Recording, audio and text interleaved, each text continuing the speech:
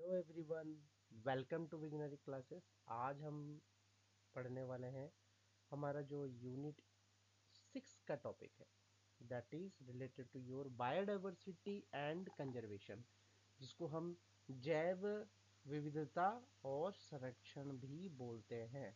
देखो, आपके लिए खासकर एक बाइलिंगुअल कंटेंट लाया जा रहा है ताकि जो एनसीवेव एसओएल के जो स्टूडेंट्स हैं वो इन एग्जाम्स को भली भांति रूप से दे सके, क्योंकि हिंदी मीडियम के भी बच्चे होते हैं जो कि इस एग्ज़ाम को देने की कोशिश करते हैं।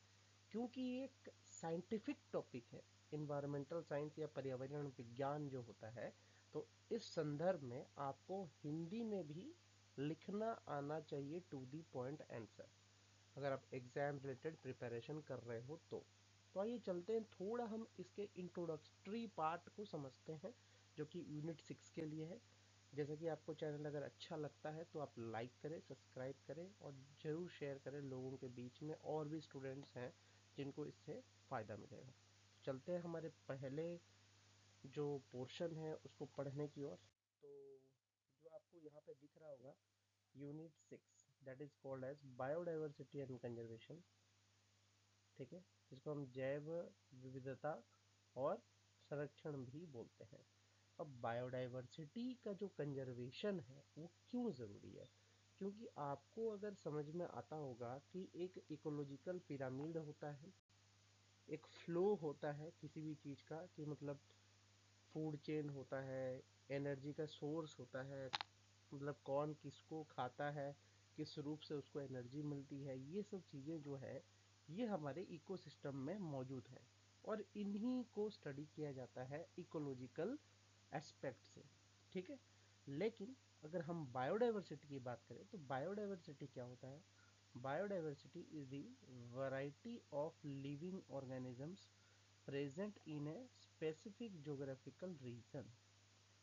ज्योग्राफिकल रीजन का अर्थ क्या होता है? जैसे कि आप जान सकते हो कि कहीं पे आपका मरुस्थल है, कहीं पे कोल्ड डेजर्ट है, तो ये सब क्या है, एक स्पेसिफिक ज्योग्राफिकल रीजन्स की वो बात कर रहा है, ठीक है।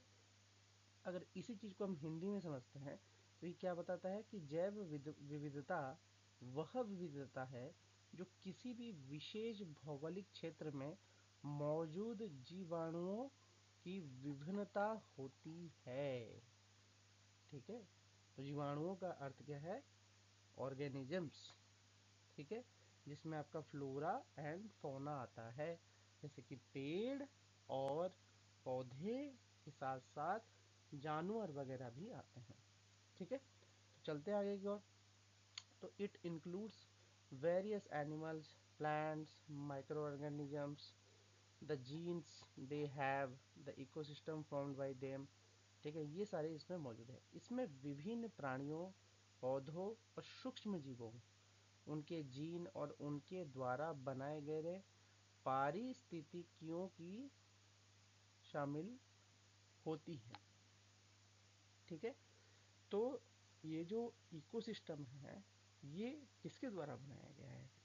हमारे पौधों, माइक्रो ऑर्गेनिजम्स, एनिमल्स के द्वारा ही बनाया गया है। क्योंकि आप भी देख सकते हो कि जो आपका यहाँ पे पेड़ है, पेड़ से हम सांस ले रहे हैं, ठीक है, पेड़ से जो ऑक्सीजन आता है उससे हमको हवा मिलती है और हम उससे सांस लेते हैं, वापस कार्बन डाइऑक्साइड छोड़ते हैं, वो पेड़ों में जाता है।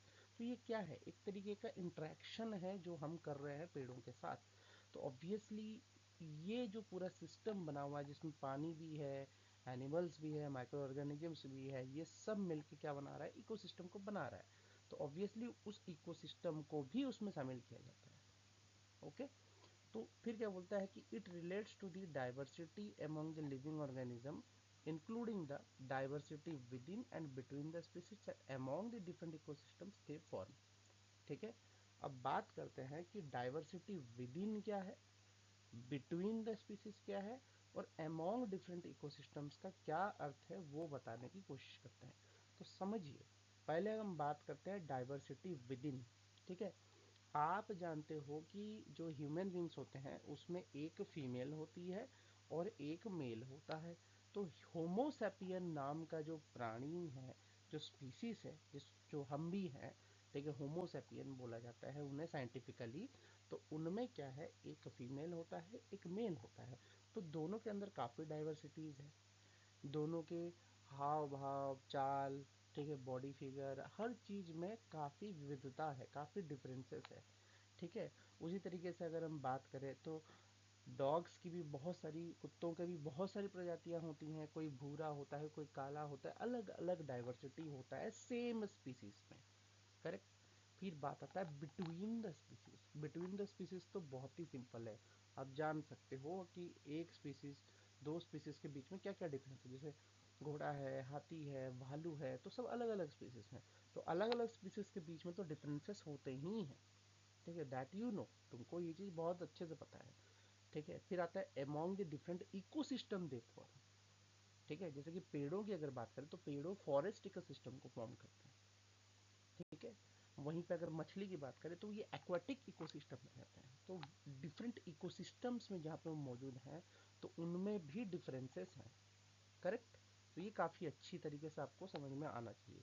तो यह जीवाणु के बीच में और उनके द्वारा गठित विभिन्न परिस्थितियों के बीच की विविधता से संबंधित है। ठीक है। फिर क्या बोलता है, the term biodiversity was coined by Walter J Rosen and popularised by sociobiologist Edward Wilson to describe the combined diversity at all levels of biological organization। जैव विविधता शब्द को वाल्टर जी रोजन ने उत्पन्न किया और सामाजिक जैव विज्ञान एडवर्ड विल्सन ने प्रसिद्ध किया, ताकि उन्हें जैव वैज्ञानिक संगठन के सभी स्तरों पर होने वाली संयुक्त विविधता का वर्णन करें। ठीक है। इसको पता करने के लिए इन्होंने इतने सारे चीजें की। तो आई होप कि बायोडाइवर्सिटी का जो एक मूल कंसेप्ट है, शुरुआती जो तथ्य है, वो आपके सामने झलक के आ चुका है। अब अगर हम आगे चलते हैं तो इसमें बात आती है, तीन तरीके के डाइवर्सिटी होते हैं। पहली डाइवर्सिटी होते हैं अल्फा डाइवर्सिटी, दूसरी होती है बेटा, तीसरी होती है गामा। ठीक है। इसको हम बोलते हैं अल्फा विविधता, बीटा विविधता, गामा विविधता। ठीक है। तो इसमें अगर हम बात करते हैं अल्फा डाइवर्सिटी की, diversity within a particular area और ecosystem is represented by alpha diversity. The number of species in an ecosystem, also known as species richness, indicates the level, its levels of biodiversity। ठीक है। तो अगर हम यहाँ पे आप पढ़ सकते हो अच्छे से। ठीक है। यहाँ पे बहुत ही अच्छे तरीके से दिया हुआ है कि diversity within a particular area और इकोसिस्टम। बहुत ही सिंपल है, एक पर्टिकुलर एरिया और इकोसिस्टम में जो डाइवर्सिटी दिखती है। जैसे कि मैंने आपको बोला कि एक पर्टिकुलर एरिया, मतलब अगर मैं मान के चलता हूँ कि आप एक जगह पे रह रहे हो। ठीक है। वहाँ की जो सॉइल होगी वो कहीं पे रेतीली होती है, कहीं पे आपकी थोड़ी ब्लैक सॉइल होती है, कहीं पे रेड सॉइल होता है। तो ये क्या है, एक तरीके का पर्टिकुलर एरिया का फीचर है। वहाँ पे कुछ ज़्यादा पौधे मिलेंगे, कहीं पे तुम्हारे कैक्टस प्लांट्स मिलेंगे, कहीं पे तुम्हारे अलग तरीके के चीज़ों की चीज़ें मिलना शुरू होती है, ऑर्गेनिजम्स अलग अलग टाइप्स के मिलते हैं। उस तरीके से इकोसिस्टम भी बदल जाता है, जैसे कि डेजर्ट इकोसिस्टम हुआ अलग है, ग्रासलैंड इकोसिस्टम अलग है। तो ये सब क्या है, इनके अंदर अगर डाइवर्सिटी मिलती है, इनमें भी वेराइटीज मिलती है एक इकोसिस्टम के अंदर, तो उसको अल्फा डाइवर्सिटी बोला जाता है। तो उसमें ये बोला है, the number of species in an ecosystem also known as species richness. ये भी बहुत ही सिंपल चीज़ है। ठीक है। ये देखने को मिलेगा, ये आपको नेक्स्ट स्लाइड में मैं समझाऊंगा कि इसका स्पीसीज रिचनेस का क्या तात्पर्य है विद इन ए डायग्राम। एक डायग्राम दिखाते हुए समझाऊंगा। करेक्ट। फिर बात चलती है आगे। तो क्या बोलता है कि it is a difference of diversity between ecosystem usually measured as the change in the amount of species among the ecosystem. ठीक है। अब बात आता है बेटा डाइवर्सिटी। देखो समय के साथ क्या होता है कि जो स्पीसीज की संख्या होती है एक इकोसिस्टम में वो बदलती है, तो उसको हम बेटा डाइवर्सिटी के तौर पे देखते हैं। फिर आता है गामा डाइवर्सिटी। गामा डाइवर्सिटी क्या होता है कि overall diversity for a different ecosystem, सारे इकोसिस्टम्स को मिला दो एक बड़े रीजन में, जैसे कि दिल्ली हुआ, दिल्ली एक बड़ा रीजन हुआ, उसमें वैराइटीज ऑफ इकोसिस्टम्स मिल रहे हैं। तो उन अलग अलग इकोसिस्टम्स में अगर मैं बात करता हूँ, उनमें अगर डाइवर्सिटी दिख रहा है, then it is called as gamma diversity. ठीक है, ये बहुत ही सिंपल है। तो हिंदी में देखते हैं, अगर हम बात करते हैं अल्फा विविधता, तो क्या बोलता है, किसी भी विशेष क्षेत्र या पारिस्थितिक में विविधता को अल्फा विविधता द्वारा प्रतिनिधि किया जाता है या संबोधित किया जाता है, ये भी बोल सकते हो। एक पारिस्थितिक की में प्रजातियों की संख्या जिस प्रजाति समृद्धि भी कहा जाता है उसकी जैव विविधता का स्तर दर्शाती है। सही बात है। तो स्पीसीज रिचनेस या प्रजाति समृद्धि, ठीक है, इसको जानना बहुत ज़रूरी है कंसेप्चुअल दिमाग में बैठाने के लिए। ठीक है। बीटा डाइवर्सिटी क्या होता है, ये परिस्थितियों के बीच की विविधता का अंतर है जिसमें आमतौर पर परिस्थितियों के बीच की प्रजातियों की मात्रा में परिवर्तन रूप में माप किया जाता है, उसको मेजर किया जाता है कि कितना चेंज आया है समय के साथ। फिर आता है कि यह क्षेत्र में विभिन्न परिस्थितियों के लिए समग्र विविधता का माप है। कौन? गामा विविधता। ठीक है। तो इस तौर पे अगर आप इसके डेफिनेशंस को याद करो तो काफ़ी सिंपल है। ठीक है, it is very easy to learn, okay, and easy to understand. अब बात करते हैं आपकी जो हम बातें कर रहे थे पिछले स्लाइड में, किस चीज़ के बारे में, प्रजाति समृद्धि या समता। दो वर्ड हैं आपको यहाँ पे, दो वर्ड दिखेंगे, एक है आपकी प्रजाति समृद्धि और दूसरा है प्रजाति समता। तो प्रजाति समृद्धि शब्द का अर्थ होता है किसी भी क्षेत्र में मौजूद प्रजातियों की संख्या या विविधता। समता शब्द का अर्थ होता है प्रजातियों की संख्यात्मक संपोषण के माध्यम से अलगाव की मात्रा। इसका मतलब ये है कि प्रजाति समृद्धि सिर्फ यही नहीं दर्शाती कि कितनी प्रजातियां मौजूद हैं, बल्कि यह भी बताती है कि प्रजातियों की संख्या कितनी समान रूप से वितरित है। ठीक है। तो इस एग्जाम्पल के तौर पे आप देख सकते हो, यहाँ पे दो कम्युनिटी दी गई है, कम्युनिटी 1 एंड कम्युनिटी 2। तो आपको कम्युनिटी 1 में क्या नज़र आ रहा होगा, कम्युनिटी 1 में सिंपली नज़र आ रहा होगा कि हर पौधे की जो संख्या है वो बराबर है।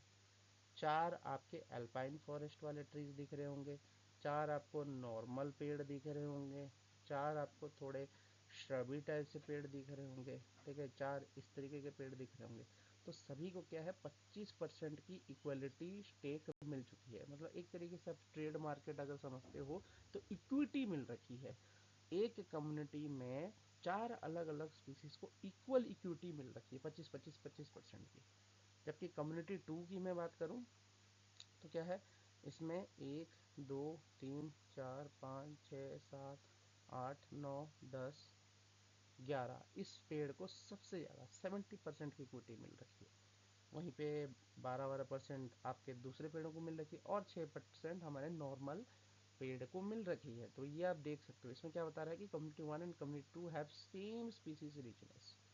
अब सेम स्पीसीज रिचनेस का अर्थ क्या है समझते हो?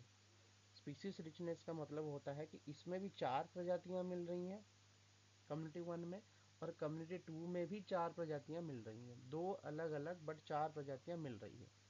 बट अगर हम बात करें स्पीसीज इवननेस की, तो स्पीसीज इवननेस क्या होता है? स्पीसीज इवननेस मतलब अलग है। यहाँ पे सबको 25-25% का स्टेक मिला है, जबकि यहाँ पे बिल्कुल ही बदला हुआ है। ठीक है। तो यही समझ में आना चाहिए। स्पीसीज रिचनेस का अर्थ होता है कि कितनी डाइवर्सिटी है, कितने टाइप्स ऑफ स्पीसीज मौजूद हैं। वही ये बोला है, is the measure of number of different types of species in an ecosystem.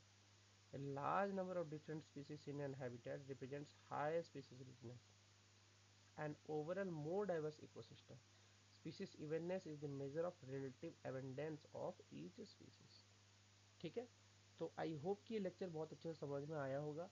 ठीक है। अगर आपके एग्जाम में आता है कुछ भी लिखने को related to biodiversity and its conservation, और बायोडाइवर्सिटी के आपके टाइप्स के बारे में अगर पूछ दिया जाता है, तो आपको ये शब्दों के यूज के साथ साथ आपको ये पॉइंटर्स लिखोगे तो डेफिनेटली आपको अच्छे मार्क्स मिलेंगे, क्योंकि आपने कोर कंसेप्ट को पकड़ के लिखा हुआ है। ठीक है। आई होप आपको ये लेक्चर अच्छा लगा होगा, and if you have some doubts you can comment me in the box. ठीक है। चैनल को ज़्यादा से ज़्यादा सब्सक्राइब करें और अपने दोस्तों में शेयर करें, ताकि आपको और अच्छी नॉलेज मिलती रहे। ओके, थैंक्स, हैप्पी नवरात्र सबको, एंड ऑल द बेस्ट आपके अपकमिंग एग्जाम्स के लिए, एंड गुड नाइट, शब खैर, शुभ रात्रि।